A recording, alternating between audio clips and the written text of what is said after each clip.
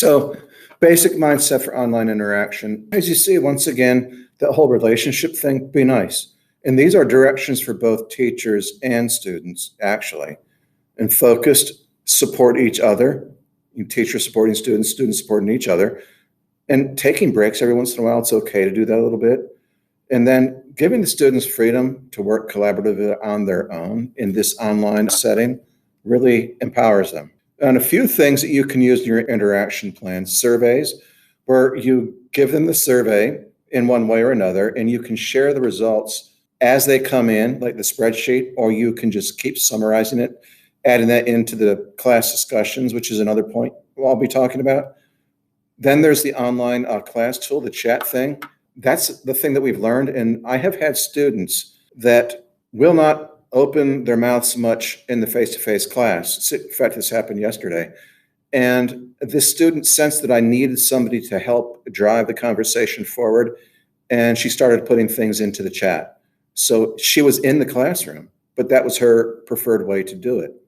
And there's a whole idea of collaboration, and this can be done with collaboratively edited documents with whole classes so that they're all editing the same document. They can see each other thinking. Then there's that thing about the analyzing the sources and analyzing it together again on the same document. But what's really good is the partner work where they can actually share documents with each other. Then there's these other things, the discussions again, related to the sources that you might be studying for your social studies topic, using the comment feature or just dialogue written on the work documents where you're typing and the students responding, you go back and forth like that. That can be quite powerful. It's also a way to give them help on an assessment. Then those mid-lesson check-ins we talked about before and the end of lesson summaries. And then there's this little example that I'm going to give you here about, I know it's redundant when we talk about true blending environments, that environments are intertwined, the online, the face-to-face, but think of it this way. Some of those memes that you may have seen in the last video, work harder.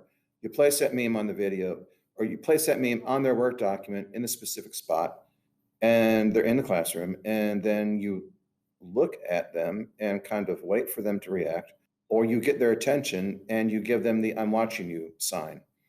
So that can be using that truly blended environment to get attention. But this really is my favorite part of this short little video, because if we are meaningful about giving students voice, giving them voice on issues like what are the best ways for online interaction are probably one of the best ways.